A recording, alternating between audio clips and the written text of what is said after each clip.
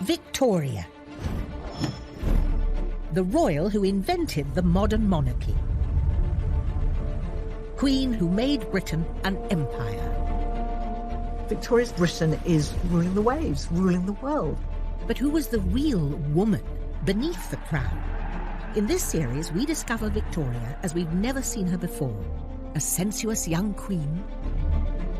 He clasped me in his arms, and we kissed each other, again and again. A reluctant mother of 9. Victoria definitely didn't like babies, almost grosses her out to see her own children. A devastated widow. She was suicidal, absolutely. She was inconsolable. And a passionate wife. It's not Victoria the Virgin, it's the Victoria the hot mama. Using remarkable archive treasures, and through her own words in journals and diaries, we tell the story of a complex, very human queen. Those tiny seconds of moving film, they completely change how we see this monarch. This is really exciting new evidence about Victoria. We think we know everything, but we don't. This time, Victoria is left a widow after the death of her beloved Albert. She simply didn't want to be sovereign. She wanted to be alone. She runs away from public life and leaves Britain without a queen. MPs are openly saying it's time to wind the monarchy up. But Victoria fights back to win power and the love of her people. There's a sense in which the empire comes home, and it puts on an amazing show. She suddenly realised that what she'd missed was huge crowds of people there for her and her alone. This is the private life of Queen Victoria.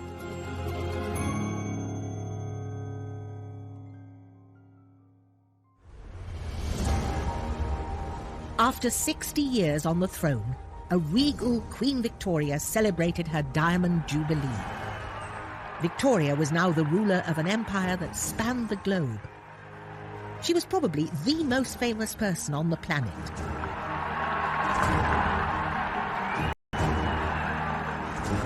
A mother to 7 grown-up children, many married into Europe's leading royal dynasties.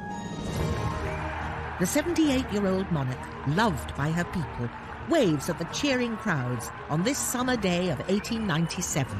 She's smiling at people and she's laughing and she enjoys so much that connection with her public.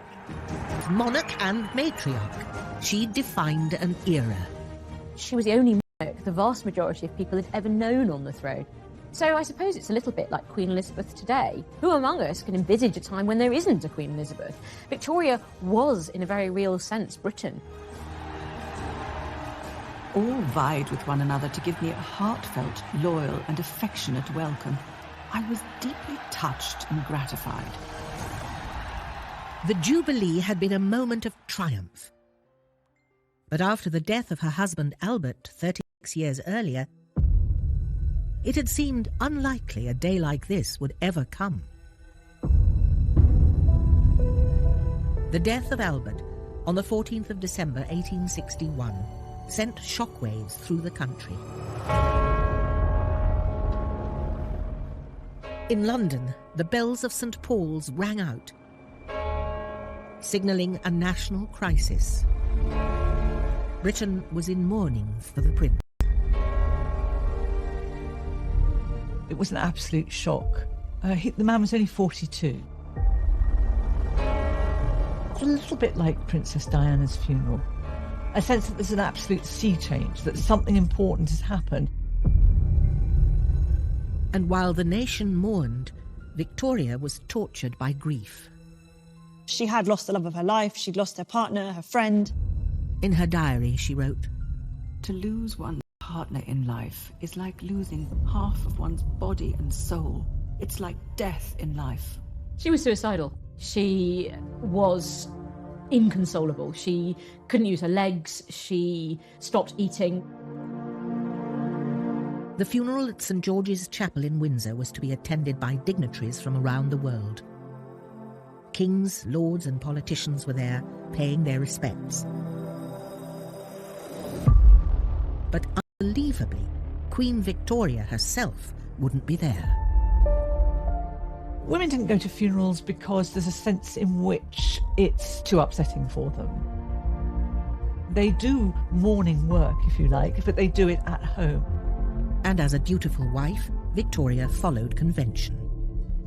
Victoria was a woman and she was expected to adhere to the norms of society. Women were seen as more hysterical, they were seen as more emotional, they were seen as much less rational.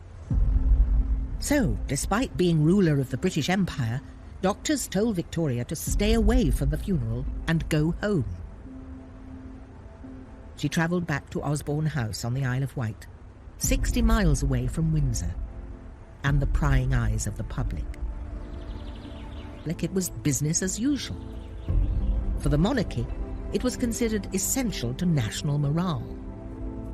So this is from the Dundee Advertiser, Friday 20th of December, 1861. That the shock has not seriously affected the Queen's health will rejoice the heart of all her loving subjects. Indeed, so favourable is the state of her health considered to be that no further bulletins are to be issued. So basically what this is saying is, don't panic, Britain, the Queen is absolutely fine. Except we know she really, really wasn't. While she mourned on the Isle of Wight, the state funeral to bury her husband began at the chapel in Windsor.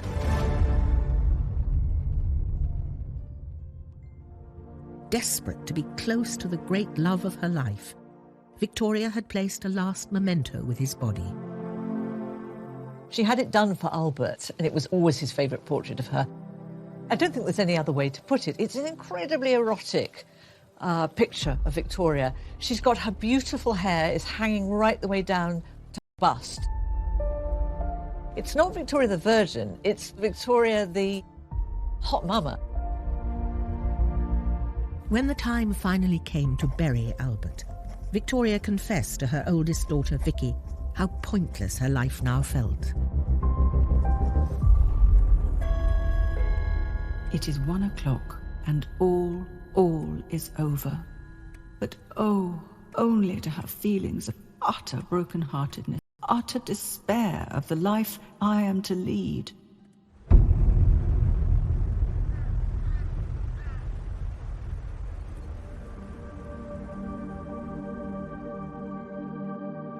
After Albert's death, Victoria stopped writing in the diary she'd kept since a child. Now, nearly 3 weeks later, she began writing again, but only to say how desperate she felt.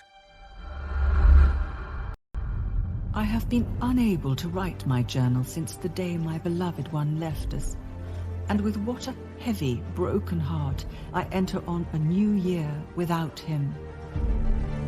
Victoria hadn't only lost her soulmate, but her great support, and now she'd have to manage alone, a widow queen without Albert by her side. She kept his room exactly as it was when he died, right down to the little glass that he'd used to take his medicine from. That remained in the room. The servants would come in every morning to lay out fresh towels, fresh clothes, and the hot water for him to shave with.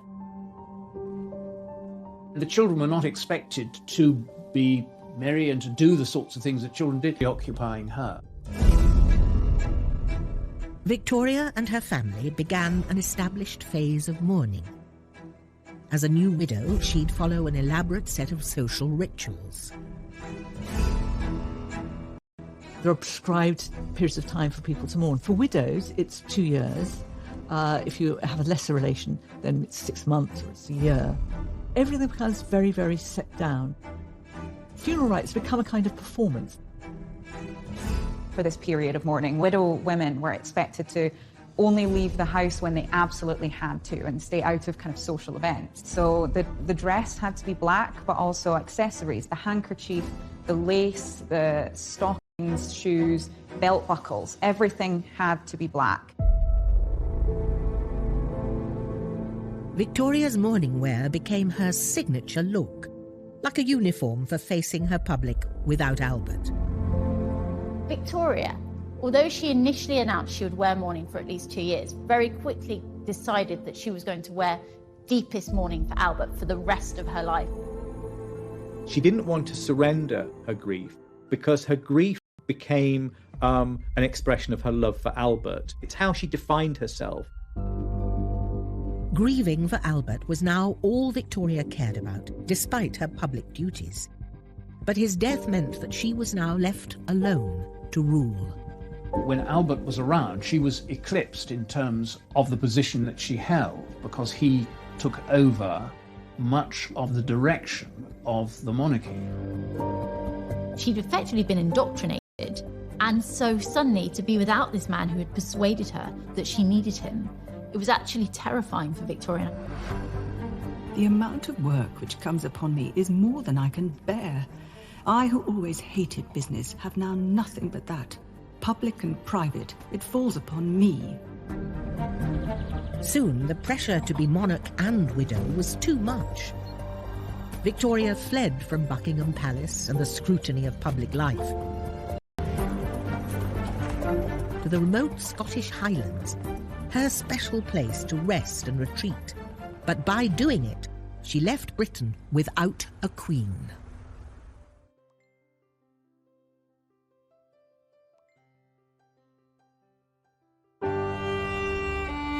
Overwhelmed by the death of her beloved husband Albert, Victoria had abandoned her duties as queen to grieve in private.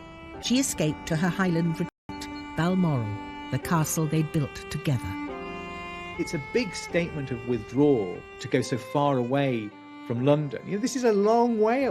She simply didn't want to be sovereign. She wanted to be alone.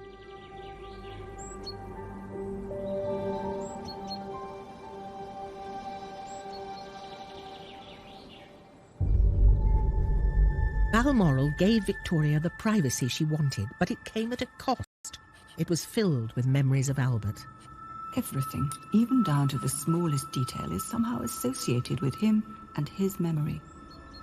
She kept the rooms, everything as it had been when Albert was there, like she did in other palaces. And so every time she went into one, she would see his hunting rig out, she would see his cap. It was a very sad place for her. Eventually, the castle became too much, and she built a private cottage just for her and called it her widow's house. She really did use that as a way of retreating from Balmoral, which was itself a retreat from London life. Reached the glass-out shield at 6:30. It looked so cheerful and comfortable, all lit up, and the little rooms are so cosy and nice. She would go with very select groups, so one lady, maybe just a couple of servants and one chef. And there they would eat very, very simply. She would, for example, go fishing and then they would eat their catch by the side of the river. Victoria began to console herself with local food and drinks. She liked the porridge. She also liked Finnan Haddie, which is smoked haddock, and she used to get that for breakfast. She loved whiskey, and whiskey was now something that was absolutely set. She also relished the level of cream and dairy products that she found in Scotland. And Victoria started eating a lot. We know that she loved her food all through her life, and her appetite came back very quickly after Albert's death. And as queen, she could pretty much eat what she liked. What she didn't like was spending too long eating. So Victoria liked a mealtime to take 30 minutes, so very, very quick, but she could eat an awful lot of food in that half an hour. She ate fast. Victoria also found comfort in nearby Blair Castle, home to Anne Murray, the Duchess of Atholl. Rarely seen correspondence between the two women reveals an intimate friendship that was vital to Victoria's recovery. This is 50 years of letters between Queen Victoria to Duchess Anne, so they're quite an undiscovered treasure trove. This book was given to the Duchess by Victoria to commemorate a year after Albert's death. Along with that was sent this amazing and adored husband, December 14, 1861. I'll open it up, and still inside is a lock of Albert's hair. Not something I would send to my friend, but I think it highlights how close they were. Victoria kept an elaborate shrine of Albert for the rest of her life. She always carried a portrait of him and a lock of his hair with her. She even had a cast of his hand made. A new trend for mourning merchandise fascinated the Victorians in the 1860s. Necklaces, brooches, gifts, and even glasses were popular ways for people to remember their dead. They often included artifacts from the person who had passed, teeth, hair, weird clippings of things. So there is this real culture of keeping the dead close.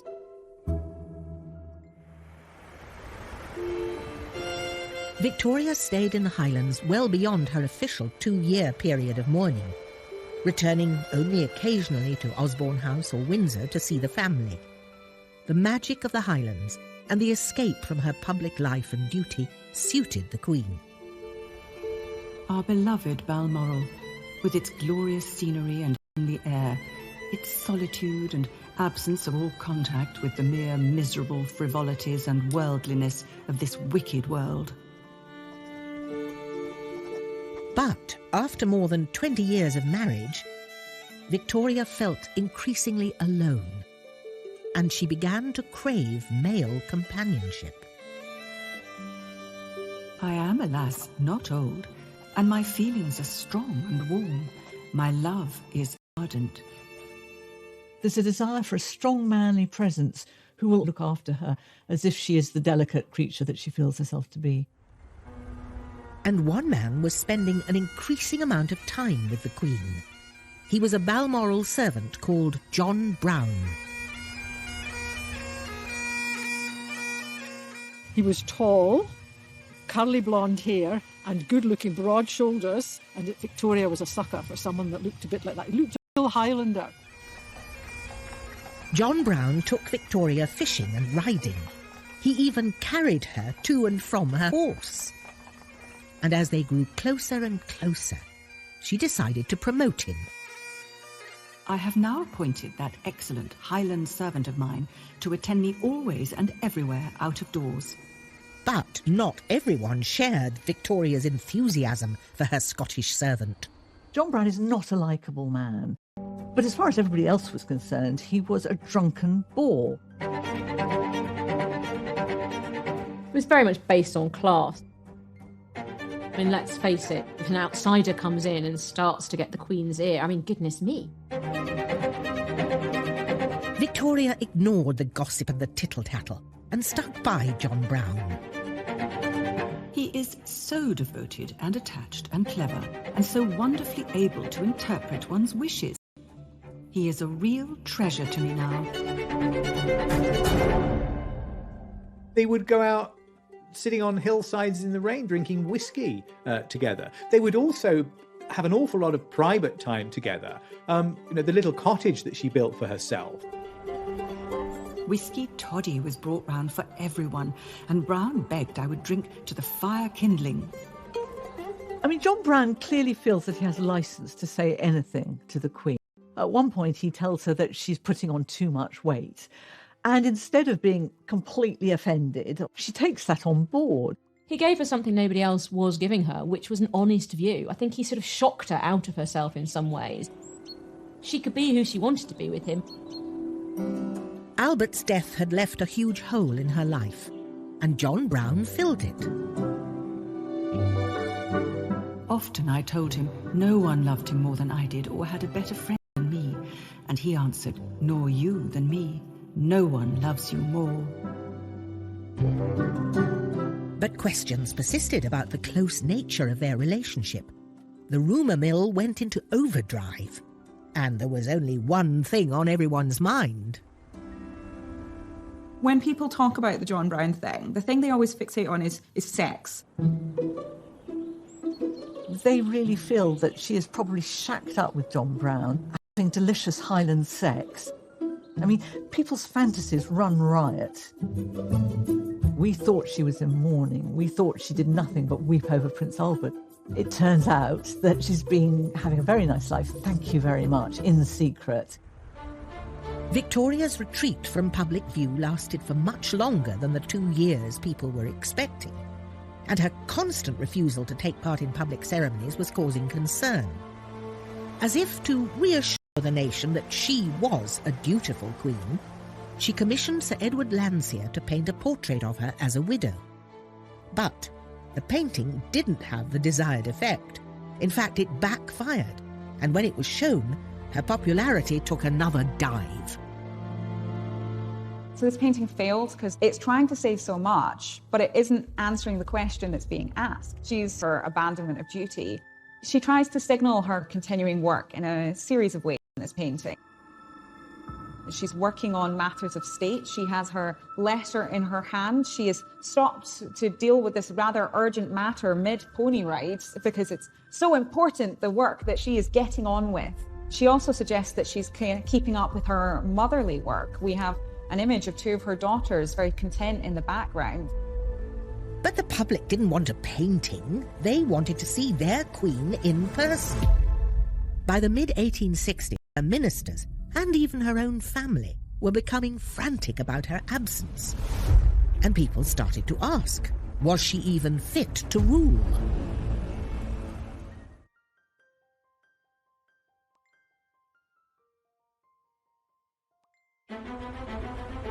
The death of Prince Albert devastated Victoria.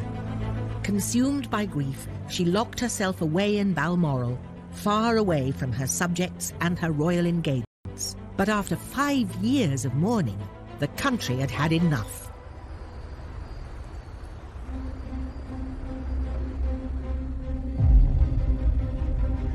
Basically what's happening here is that Victoria is doing what she wants to do, and she's using her grief as a weapon. Because when people say you ought to spend more time in London and you ought to be seen, she says, I can't possibly do it. My nerves are so awful. It's something that she could put up as a defence when she doesn't want to do something.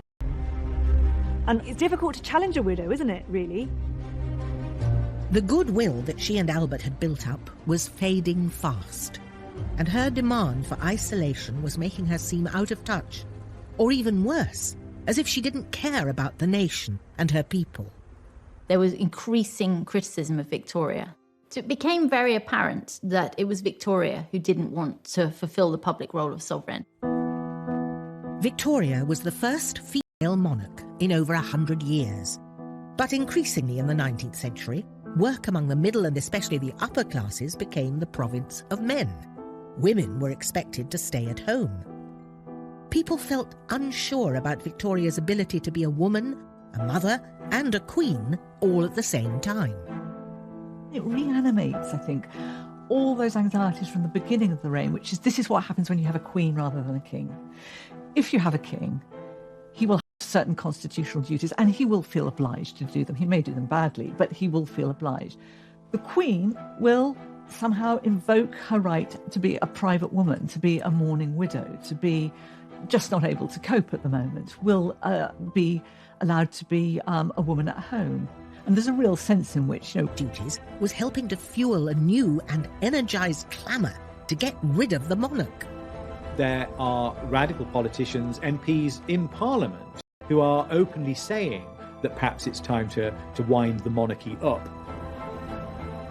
Yet Victoria remained hidden away in Balmoral, dressed in her black dresses, stubbornly refusing to carry out the duties of state. Victoria very much ignored the problem. She didn't want to be told that her conduct was causing her unpopularity. A rare diary, kept in the Royal College of Physicians in London, reveals how the Queen's inner circle felt about her behaviour. The journal belongs to Sir James Clark, the Queen's doctor and confidant, and it shows how concerned he was about her. This is what Sir James Clark wrote in his memoir in December 1865. He's talking here about Prince Albert. And he says, by his premature death, the prospects of the monarchy are bad indeed. No one who knows the character of the Queen and the heir apparent can look forward to the future without seeing troubles in that quarter before us. Sir James Clark here is giving an incredibly pessimistic prediction for the future of the monarchy. He's anticipating political criticism of the monarchy, possibly that she is not giving the taxpayer any value for money. And the fact that this man is making comments that are not entirely loyal, or at least that are not supportive, I think Shows really how serious the situation had become. After almost 6 years trying to avoid the public and her official duties, the Queen relented and agreed to open Parliament in 1867. And the weather that day seemed to reflect her mood. It poured, and the poor people, of whom there were great numbers out, must have got very wet. But when she came face to face with her people, she didn't get the reception she'd hoped for. She probably expected that the crowds would be glad to see her, but she was very, very shocked that she was hissed by the crowds. She'd never had that before. Altogether, I regret I went. There were many nasty faces, and I felt it painfully. At such times, the sovereign should not be there. The incident made Victoria realise that her relationship with the public was broken, and that she had to find a way to reconnect with her subjects. She decided against giving a speech or organising a public event. Instead, leaves from the Journal of Our Lives in the Highlands. It was a series of extracts from her diaries covering the time she spent hidden away in Scotland. The idea was that this would explain her absence, give the public the chance to understand why she needed to get away, and hopefully encourage them to forgive her. It's so extraordinary. I mean, if you think about it, this is the first time a monarch has written a book about their life. I mean, we tend to think that this all started with Princess Diana and writing those books in which we got an insight into what was going on in her marriage. But no, Queen Victoria actually writes a book about her. So it's extraordinary. It is very gratifying to see how people appreciate what is simple and right, and how especially my truest friends, the people, feel it.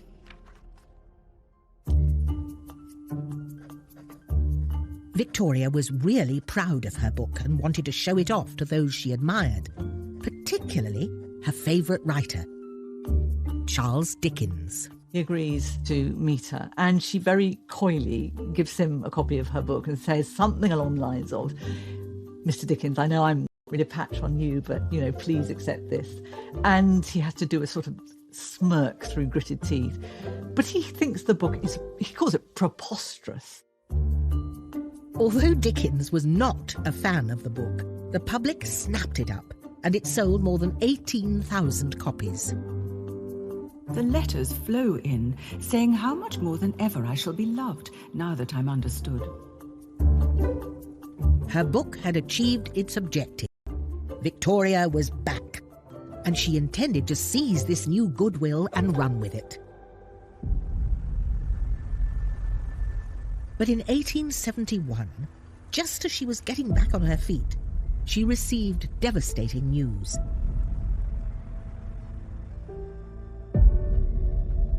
Her son and heir to the throne, Bertie, had fallen seriously ill with typhoid and was clinging to life.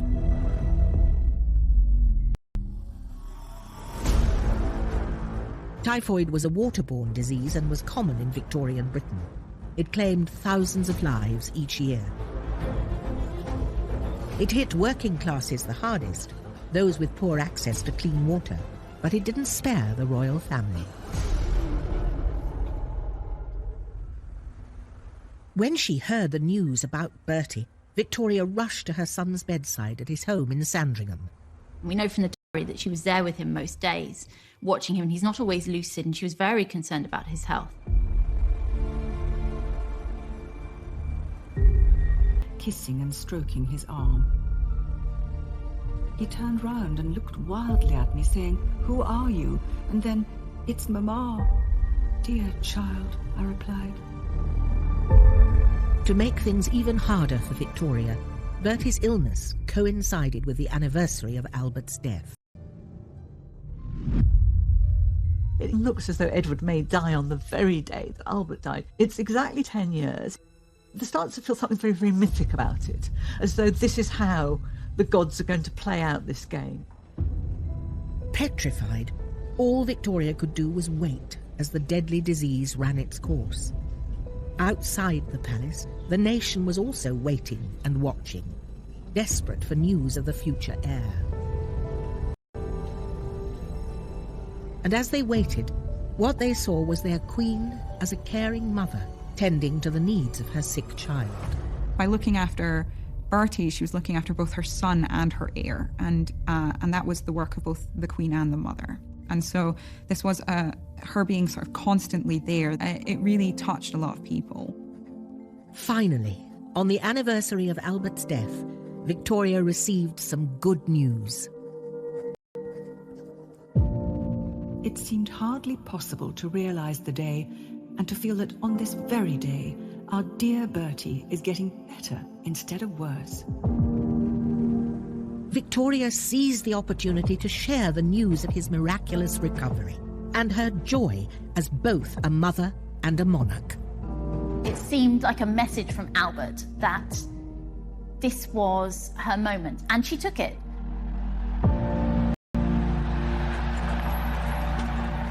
A couple of months later, Victoria travelled in an open carriage to St Paul's Cathedral with a fully recovered Bertie by her side. An estimated crowd of 13,000 people were waiting for them to help them celebrate a grand Thanksgiving ceremony for Bertie's recovery. After 10 years of near absence from public life, the Queen was finally ready for her big comeback. Though still in mourning dress, her outfit for the occasion didn't go unnoticed. A corded black silk dress trimmed with white fur and a jacket to match. On her head she wore a bonnet with black and white feathers and white flowers. She was dressed to impress. Victoria took a central role. She entered St Paul's Cathedral, and it must have been such a big deal for her. The last time that she'd really appeared in public, she'd been hissed by the crowds. She was anxious about being seen. She'd changed a lot in the 10 years, but... I saw the tear in Bertie's eyes and took and pressed his hand. It was a most affecting day, and many a time I repressed my tears. She is not a woman that goes in for much physical affection. You know, she's not a hugger and a patter, and she takes his hand. It's extraordinary. She's clearly very, very moved. In that moment, things are more or less put right between the monarch and the British people, because they put themselves on display. This time, as Victoria and Bertie drove back to Buckingham Palace, the streets were packed with cheering supporters. By now, Victoria was 52 and had been on the throne for over 34 years. But it was at this point of her reign that she felt truly united with her country, and they with her. I still hear the ringing cheers, and never can I forget the enthusiasm. It had taken her a decade to come out of her shell, but she was really bucked up by the crowds. And it clearly had a huge effect on her morale and her confidence that perhaps actually she could do this. Perhaps she could rule by herself. Victoria was now ready to start a new chapter in her life. And just in time, as she was about to become the most powerful woman on earth.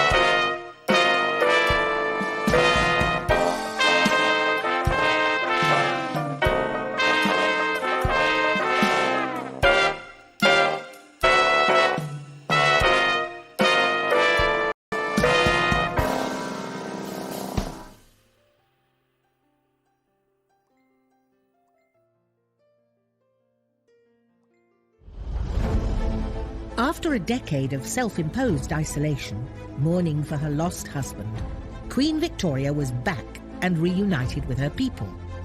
To celebrate her return, she wanted to make a statement on a grand scale. So she decided to take over a project already started by Albert, the redevelopment of West London.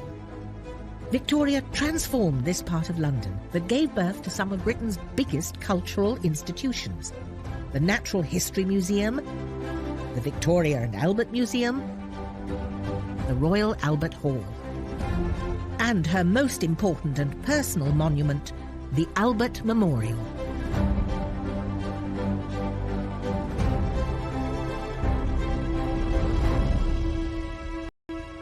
After the dreadful calamity of December the 14th, I desired that dearest Albert's statue should surmount it.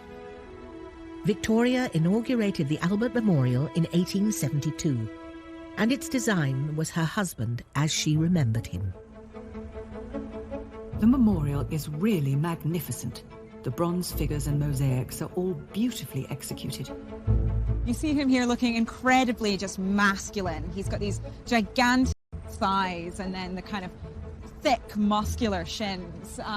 You see him kind of casually leaning with his legs spread, sat under the shelter of this rather large phallic structure.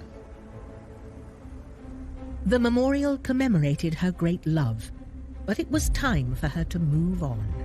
By this point in her reign, Victoria had been queen without Albert for almost as long as she'd ruled with him. The support of her people now gave her the confidence to shape her own destiny. And by placing the continents around the memorial, she was making the point that she was a powerful global ruler. So this is the British imperial moment. This is the moment where Britain goes from being a northern European country to being this vast global power. During Victoria's reign, stretching from Canada to Australia and Africa, it was said that the sun never set on the British Empire. And Victoria was at its head. The 1870s are really a time where England and London are becoming really confident in their power and their success and their cultural influence. So it's a time of great fashion, it's a time of great music and excitement and arts and culture. And so there's this real belief that the empire is doing an awful lot of good for the people at home. There was one country in the empire that was having a particularly strong influence on Victoria: India. I saw Lady Napier, who talked very pleasantly of India, of the climate, of the natives, their intelligence and faithfulness, etc. For Victoria, India was this far-off, exotic place. She would never visit India, but she was fascinated by the clothing, by the culture, by the art, by the people. You see that slowly throughout her journals then, from that period onwards, that she talks about our Indian empire, our Indian territories, my subjects in India. So she's already internalized this idea that this is her domain. Victoria had overcome the death of Albert. She was now queen of the world's largest empire, but that wasn't enough. She wanted more. Vicky, her daughter, has become Empress of Prussia, and there's something about that Empress that really sticks in Victoria's craw. She thinks, Empress, that sounds a bit grander than being queen. I think I should be Empress. Luckily for Victoria, there was a new leader in number 10, one who would help her realise her ambition: Prime Minister Benjamin Disraeli. He loves Victoria, and he knows exactly how to play Victoria. He's a bit of a flirt. He almost gives the impression of being a little bit in love with her. And I think there's a bit of Victoria that still likes the idea of men being in love with her. I think the present man will do very well and will be particularly loyal and anxious to please me in every way. With the help of Disraeli, Victoria achieved what she wanted. She was officially proclaimed Empress of India on the 1st of May 1876. An event widely celebrated there. My thoughts much too taken up with the great event at Delhi today, and in India generally, where I am being proclaimed Empress of India. The Empress title meant a lot to her because empresses trump queens, which meant that she now had the same status as her daughter. In fact, arguably greater status, because Empress of... She's depressed to make her recover that joy she felt when she first became queen. So it's a way of sort of reigniting that spark, that flame in your monarch. A new reign.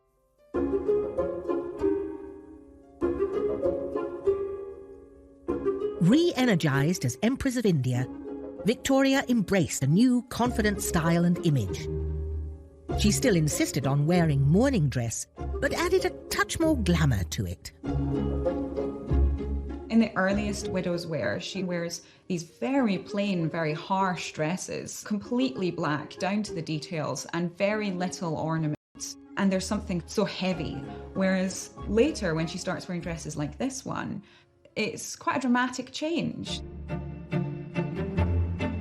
We can see we have a quite loose cuff here, which is playing to the fashions at the time, but really elevate her mourning wear to be a very queenly, very luxurious, very empress-like image. And in doing so, she really kind of comes into her own. This mannequin is one designed for one of Victoria's mourning dresses, and consequently is in her proportions. And it really shows you just how small she was in a certain way. You know, I'm not tall, and here I am towering over her. Victoria was now an older lady, a little stout and just 4 foot 11 inches tall. But she wore her little black dress with all the confidence of the ruler of the world's largest empire. At the age of 68, the Queen was about to celebrate her 50th anniversary on the throne. This marks the moment when Victoria becomes a brand. Literally, the whole industry sprung up, making certain that Victoria's image was on tins of mustard, on coffee pots, you could have her on your tea towel.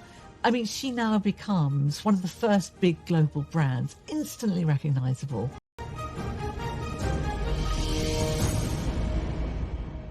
But while the whole world was getting excited about the Jubilee preparations, Victoria wasn't in the mood to celebrate. The day has come and I am alone. I am writing after a very fatiguing day in the garden at Buckingham Palace, where I used to sit so often in former happy days. Victoria's devoted and dear servant, John Brown, had died. I miss my faithful, kind friend and constant companion. Victoria agreed to go ahead with the Jubilee despite her grief, but only on her own to be wearing a crown.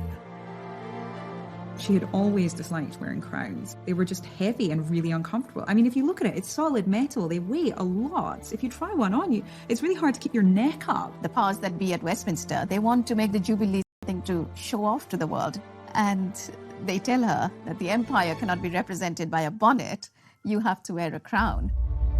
So the compromise ended up that she commissioned a kind of imperial crown that was much smaller and weighed much less.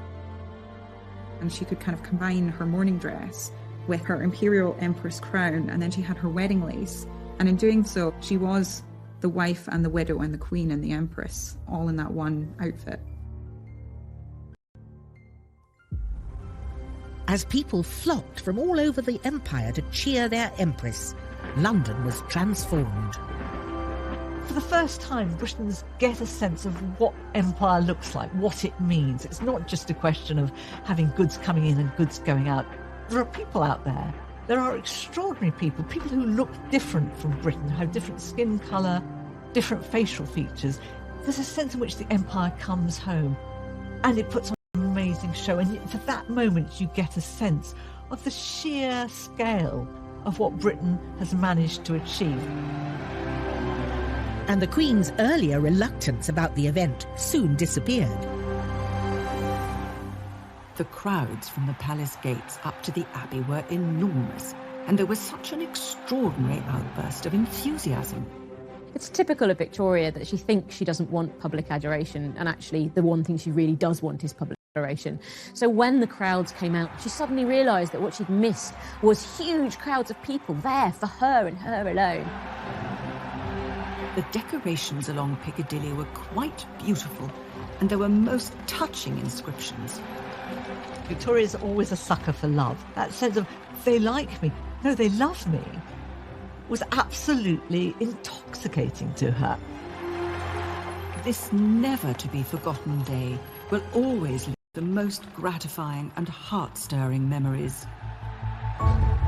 The Queen had fought back. Once again, she had power and popularity. But a new friendship was about to threaten her crown.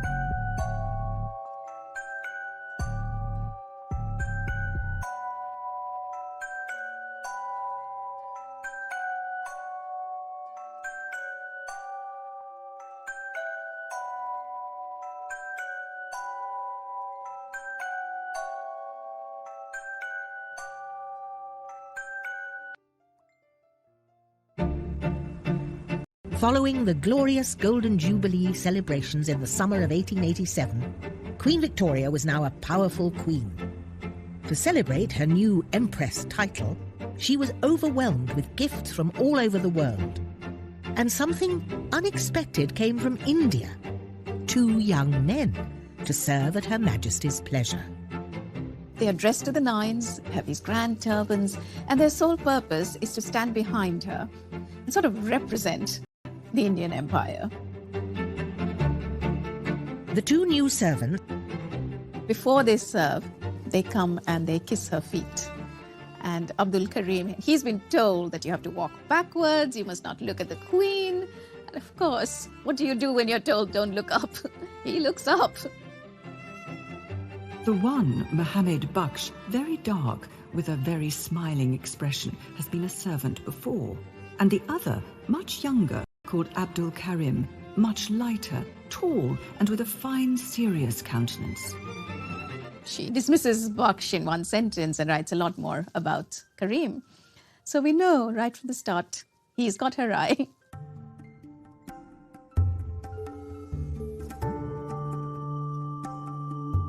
By the time Abdul Karim came on the scene, Victoria was almost 70. But despite her age, she was longing for someone to love. When Abdul Karim comes into Victoria's life, she's experiencing quite a dramatic loss from John Brown, the loss of an intimate confidant and friend.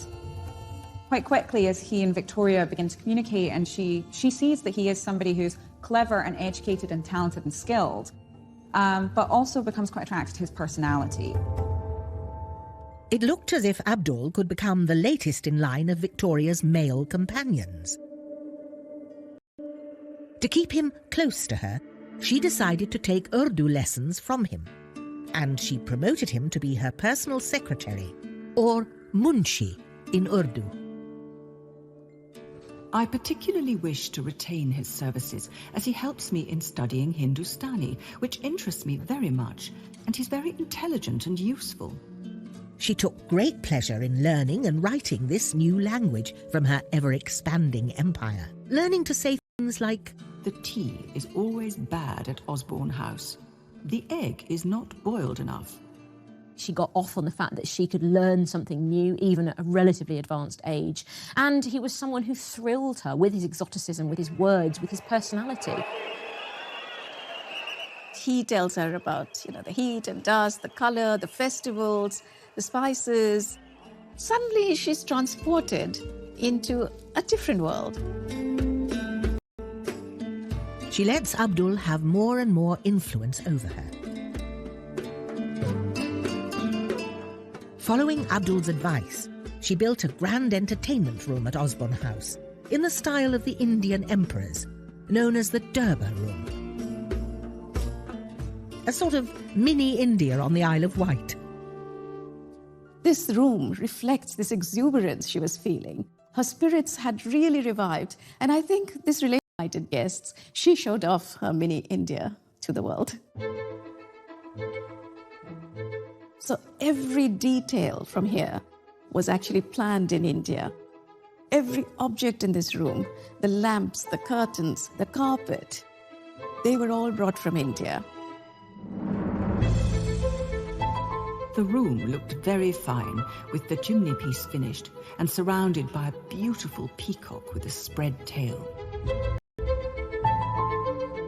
Victoria used the room to entertain guests from all over the world and remind them of her status as Empress of India. So this beautiful book is the ledger of all the menus of the lunches that were done in Osborne House. So let's open it up a bit. There we go. Wow. It's heavy. So this is the lunch menu from Sunday, the 13th of February. And it's got lots of items listed on it. Some are in French. But here we have the very special item that was one of Queen Victoria's favorites. And it's Indian chicken curry. And this was served nearly every day. The other favorite was dal, which was also served. So she was the original curry fan. Does show her interest in food, her adventurousness, and her open-mindedness as well when it came both to food and to cultures which were not her own. Victoria loved her food, and her new fondness for curry became a national obsession. We do see that real curries, that real taste, real spice, how to cook them, starts to make its way from Victoria's court out into the general public. And people like Eliza Acton, who publishes a very famous cookbook for housewives, especially for middle-class housewives, starts to include recipes for how to make your own curry. While Victoria was enjoying eating curries and spending time with Abdul, friendship didn't go down well with the rest of the court. It crosses so many taboos. He's much younger than her, he's very lowly born, and of course he's of a different ethnic background. I mean, that is so shocking to people. He was hated by the court, both because of racism, but also because of classism. He was seen as having undue influence on the Queen. In many ways, these were all the arguments that had been rehearsed with John Brown, but now added into that was this real nasty element of racism as well. Once again, Victoria's personal life threatened her position as Queen. Soon, even her own children joined the conspiracy and turned against her. Bertie in particular. She's treating Abdul as the son, and the real son is sort of being sidelined. And there is this letter, and you will be courteous to the Munshi, you will do this, you will do that. And at the end of it it's Sisi, the Munshi. So he's copied in on this letter. Bertie's so furious with their relationship, he does something incredible. He sends a letter to the Queen's doctor and asks him to write a report suggesting that she should step down on grounds of insanity. Well, Queen Victoria is Queen Victoria. She is not going to be bullied by her doctor or her son or the household. So she gives it right back to them. Victoria was ahead of her time when it came to racial justice. In anger, she wrote a cutting letter to the court, accusing them of snobbery and racism. The Queen would wish to observe that to make out the poor good Munshi is so low is really outrageous, and in a country like England, quite out of place. Victoria, even in her old age, is a feisty woman. I think she is enjoying this, this clash she's having with her son, with the household. It's giving her a lot of energy. Victoria won the fight and kept Abdul by her side for the rest of her life. To her family and her nation, the feisty queen seemed tireless and eternal. But her energy couldn't last forever.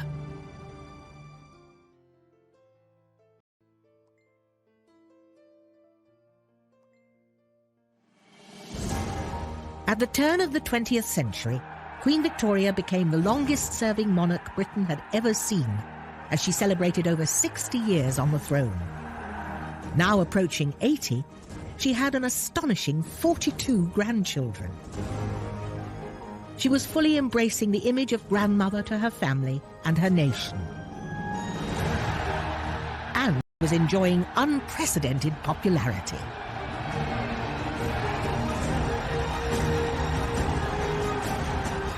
No one ever, I believe, has met with such an ovation as was given to me.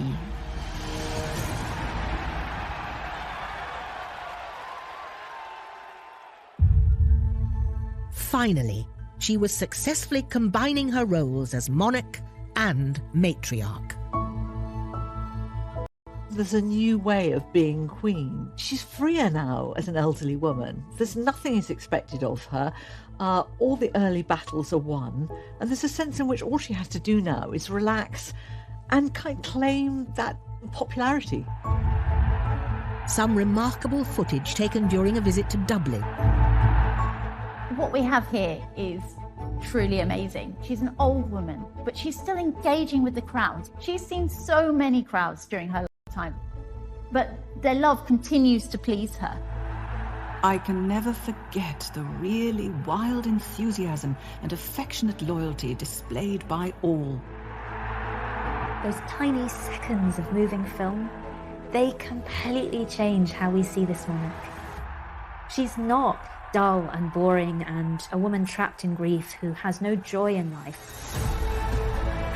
She is someone who loves the people that are around her and connects to them in a very human way.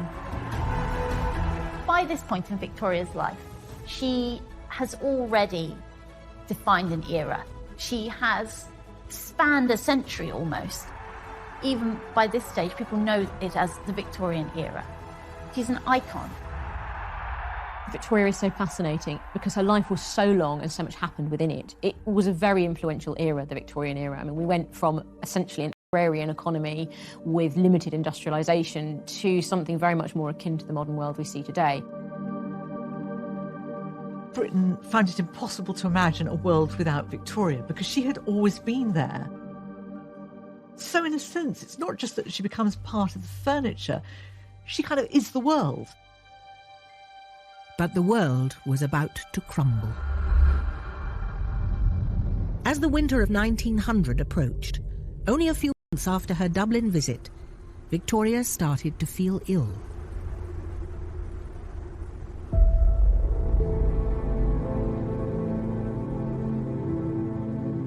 I have not been feeling very well these last days and can eat very little. She was starting to lose her appetite, and that was a really big sign. Even she recognised that something was wrong. This was a queen who had always eaten and eaten well. The sitting through meals, unable to eat anything, is most trying. The Queen was exhausted. She left Windsor and went to rest at Osborne House. She continued keeping her diary until she physically couldn't.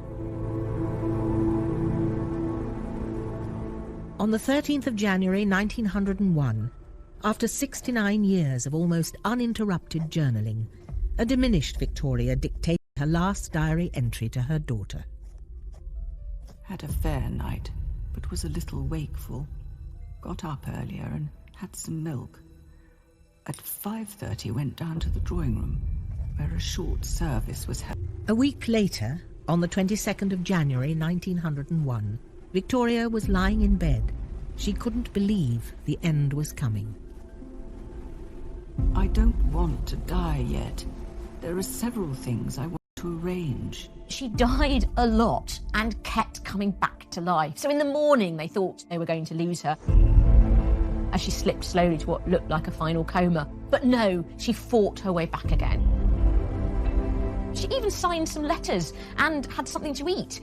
You really do get a sense of a queen who still sees that there is life to be lived and isn't willing to stop living it yet. But that same day, at 6:30 p.m,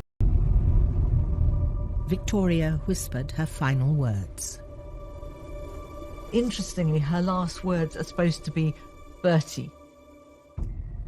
We don't know if that was said in sorrow, anger. I think it's very, very telling, because she knows now this young man, now actually 59, is the way forward.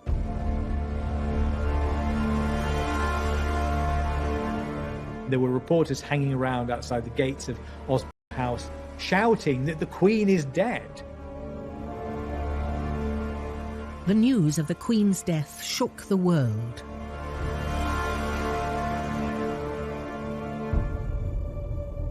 I think people feel that something of their own lives has gone. There's a sense in which they have lost a family member. The nation isn't sure that it can cope without its grandmother. The nation is asking itself, what will become of us?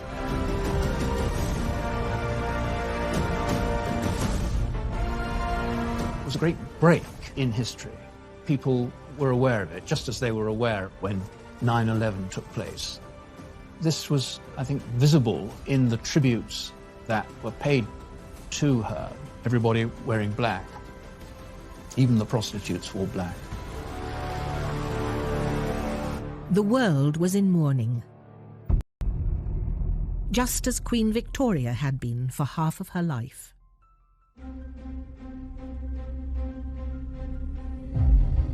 Victoria was the queen who defined herself by her widowhood.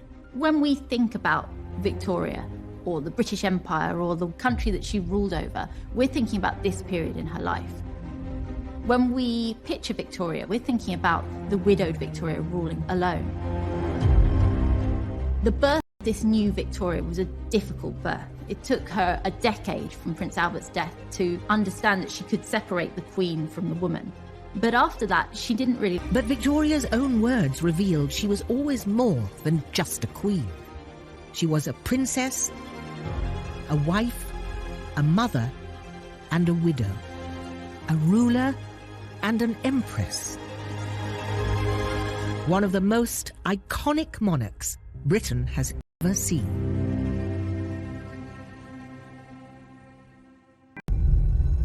And while the nation mourned, Victoria was tortured by grief. She had lost the love of her life, she'd lost her partner, her friend. In her diary, she wrote, "To lose one's partner in life is like losing half of one's body and soul. It's like death in life." She was suicidal. She was inconsolable. She couldn't use her legs. She stopped eating. The funeral at St. George's Chapel in Windsor was to be attended by dignitaries from around the world. Kings, lords and politicians were there, paying their respects.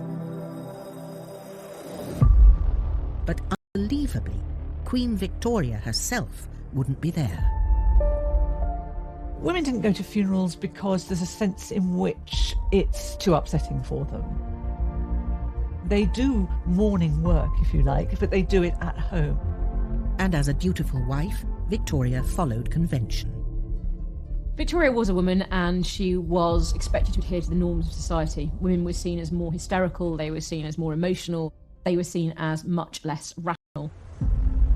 So, despite being ruler of the British Empire, doctors told Victoria to stay away from the funeral and go home. She travelled back to Osborne House on the Isle of Wight, 60 miles away from Windsor, and the prying eyes of the public. Like it was business as usual. For the monarchy,